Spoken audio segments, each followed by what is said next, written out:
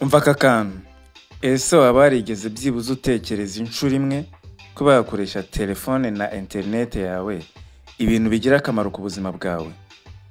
Byibuze bigerageze nonaha usure website ya jbforexonline.com. Nizere ko mumeze neza cyane. Mwe mutunze telefone n'amalaptop mbazanye ubutumwa bwiza bubafasha mu kuba byabaha umusaruro. Uti bimeze bite rero? Nkuko mubibona rero muri laptop yanjye ndi gukora ibijyanye na online forex trading. Ikiza kibi rero ushobora kubikora wibereye mu kazi cyangwa ugahitamo kubikora byonyine ubundi ukibonera amafaranga. Abenshi barabyibaza bati se byakunda? Birakunda neza cyane. Hari ikintu ngiye kugusaba kubera yuko kugira ngo ukore ibi bintu bya online forex trading no kuba ubifiteho ubumenyi. Kubigiraho ubumenyi bituma ubikora neza cyane. Muzaniye website iza gutuma ubona amakuru yose ukabigiraho ubumenyi bikagufasha kubikora neza. Uti website ni iyihe? Ni gbforexonline.com. gbforexonline.com.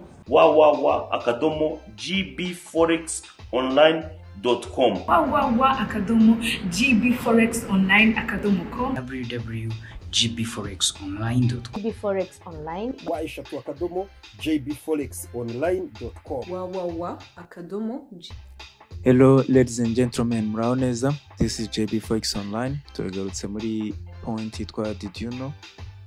Atso tuvuga ku bintu bitandukanye cyangwa se kuri view yacu ku bijyanye n'ubumenyi dufite kuri online forex trading. And then namwe abadukurikira mugaprofitira mu kuba mwagira amaterme cyangwa se point menshi mugenda mumenya kuri uyu mwuga online forex trading. So uyu munsi tugiye kuvuga ku ngingo y'icyo bita forex trading session. Cyane ko ari ikintu cy'ingenzi ariko abatrader batajya bahereza umwanya cyane, akaba ari amasaha y'ingenzi isoko rikoramo bitewe na n'isoko ryafunguye muri ayo masaha. Nizere ko mubizi neza ko isoko mpuzamahanga rya Global Financial Market rikorerwa ivunja n'ivunjisha rikora amasaha 28 ku munsi, iminsi 5 mu cyumweru. Bivuze ngo uwo munsi ukorerwamo trading niwe ubuciyemo ibyiciro bine, aricyo twita trading session. So izo trading session zigera muri enye, hari iyo bita Australian, akaba iyo bita Sydney, akaba session ya mbere ubundi ifungura isoko bayita Sydney session, akaba ariyo ibamo tradable n'ama currency ari muri Australia. Ya kabiri ikaba Tokyo, akaba ariyo ikurikiraho iyo session ya Sydney irangiye. Hakurikiraho iya gatatu ariyo bita London session, havunjirwa amafaranga y'I Burayi nk'amapaundi n'amayero. Akaba ari nayo session igira volatility nini, ikurikirwa n'iyanyuma ifunga isoko ariyo bita New York session. So izo ngizo rero nizo session zibarirwa muri enye zigize isoko ry'ivunja n'ivunjisha kuri Global Financial Market muri cya gihe cy'ingenzi cy'iminsi 5 mu cyumweru ariko amasaha 28 ku munsi. So izo session rero zigenda zikurikirana imwe ku yindi, nubwo hari zimwe zishobora guhurirana by'umwihariko nka London akenshi na kenshi cyangwa se buri munsi muri amasaha 28.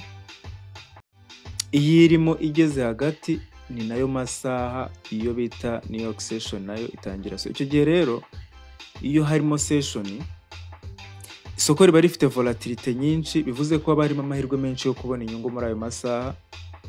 Ayo mahirwe ukayagereranya ubwinshi bwayo ugendeye noneho n'andi mahirwe ashobora kuba mu gihe wa trading currency runaka mu gihe kitari muri session zayo. So rero ka tubabwire ku masaha ya buri session kugira ngo niba uri gutradinga cyangwa se uri gupanga kwiga cyangwa se ushaka byibuze no kubigiraho ubumenyi, umenye ngo amasaha ya naye tuba turi mu ihe session.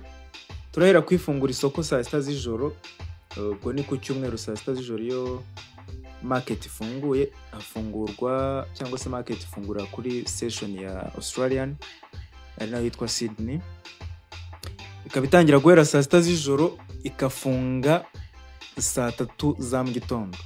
Kuvuga ngo irafunga nagaruka ukuvuga ngo ama currency yaho ntago bawemere kuba ya trading ariko volatility yayo iba yarangiye biri kugenda gatoya cyane, naryo soko rigira volatility ntoya. Rero hahita hakurikiraho iyo bita Tokyo session. Tokyo session yo ifungura saa 7 n'ubundi za wenda dufashe riri gufungura saa 7 z'ijoro, zo ku cyumweru, noneho rikaba riri gufunga saa 4 za mu gitondo. Yakaba ari Tokyo session ariyo nziza ku bantu bari gutradinga amayapani, amafaranga arimo JPY, ama Australian dollar nabwo wayitradingamo yo nubwo ariyo muri Aziya, n'ama New Zealand dollar nayo wayitradinga muri Tokyo session. So ni market bigenda buhoro, ariko hari igihe habamo imigendekere myiza bitewe n'indi pair yubakiyeho. Session ya gatatu ikurikiraho niyo bita London session. Ku masaha ndi kubabwiraho ni amasaha yo mu Rwanda i Kigali, yo itangira saa 2 za mu gitondo igasoza saa 11. Nkuko nabibabwiye niyo session ya mbere ikomeye, ese akaba nayo session ya mbere igira volatility nini ugenekereje cyangwa se uyi comparing cyangwa se uyirebeye mu ishusho y'izindi session, kubera ko nibarirwamo ama pound n'ama euro, so n'izindi currencies yubakiyeho zishobora kugira volatility nini, ariko by'umwihariko ayo niyo masaha meza yo gutradinga saa 2 saa 11. Kazi ya nyuma ariyo New York session ari inakurikira London session, yo ifungura saa 7 z'amanywa kugera saa 4 z'ijoro. Akaba ari byiza kushobora kuyitradinga mu currency arimo ama USD, amanya Canada nayo agira volatility muri New York session, and then hakabona cya kindi cya joint nababwiye zihurirana. London session itangira saa 2 ikagera saa 11 z'amanywa, New York session igatangira saa 7 z'amanywa ikagera saa 4 z'ijoro. Bivuze ngo itangira saa 7 z'amanywa hakirimo na London session. London session ikarangira saa 11, noneho New York session ikabayo ishobora gukomeza. So rero ku kintu bidufasha mu gihe kiza cyo gutradinga cyangwa se kuba wamenye igihe kiza cyo kwinjira isoko, kuvuga ngo iyo winjiye muri session cyangwa se ukinjira pair runaka ariko uri muri session zayo, volatility ibiri hejuru cyane. Tuvuga nka Euro USD, GBP USD, USD CAD, Euro GBP, ayo ni ama session aba afite volatility ubwo guhera ku manywa saa 2 za mu gitondo kugera hafi saa 4 z'ijoro, kuko saa 11 London birangiye, ariko n'ubundi haba hakomeje New York session.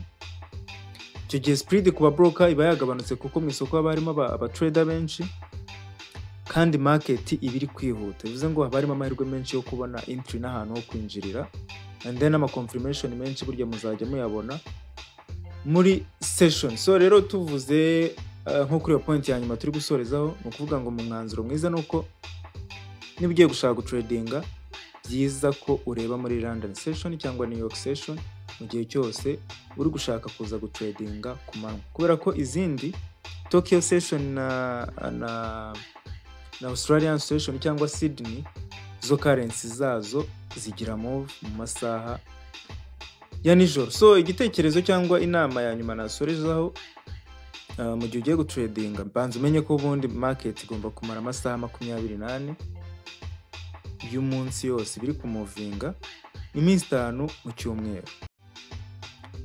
Mbere yo gukora trade yawe, banza umenye yuko wabashe kubona byibuze indicators cyangwa se ama confirmation atandukanye ajyanye na strategy yawe, utitaye kuri session gusa kuvuga ngo turi muri session ngo ubwo reka mfe gukora ibi ngibi.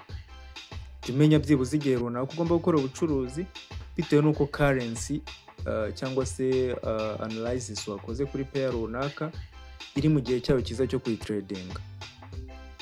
Ntekereza ko ibyo ngibyo nibyo navuga cyane ku bijyanye na trading session, ndetse kaba binategetswe ko umuntu wese w'umutrader byibuze agomba kuba bizi, agomba kumenya ko byibuze ndi muri session iyi, niba mfashe trade nyifashe mbizi ko ntari muri session, cyangwa se niba nyifashe ndabizi neza ko ndi muri session yayo, byibuze direction iribuze kuza kuntwaramo ndaza kumenya ko bitewe na strategy yanjye ntari nizeye neza, ama confirmation yanjye yarari kujegajega, ariko ibindi byose byari bimeze neza nari namaze kubirebaho. So mbibutsa yuko umubroker mwiza turi gukoresha ari HFM cyangwa se Hot Forex Broker, akaba ari we mu broker udufasha kuri deposit iri instant ukoresheje mobile money na withdraw iri instantly.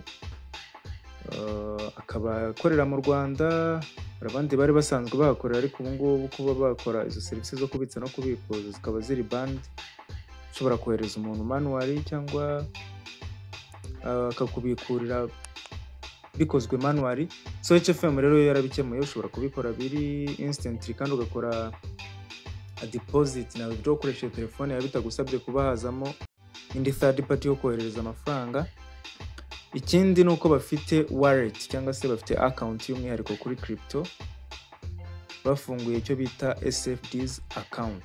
So bivuze ngo umubroker mwiza nawe ushobora kumutestinga, muri description dushyiramo link yiwe, ushobora kumufunguraho ukamugerageza, and then wanagira ikibazo mu gihe uri gufungura account ukatwandikira tukaba twabafasha. Murakoze. Mbere yo gusoza sinabura kubanza kukurangira social media zacu kugira ngo ube wadukurikirana ujye umenya amakuru agiye arambuye cyangwa se ajyanye n'ibyo tugenda tuvugaho, by'umwihariko ku bijyanye na Global Financial Market. Social media zacu zose dukoresha JB Forex Online. Kumenya amakuru arambuye byisumbuyeho ushobora gusura website yacu ariyo jbforexonline.com ukamenya byinshi birenzeho.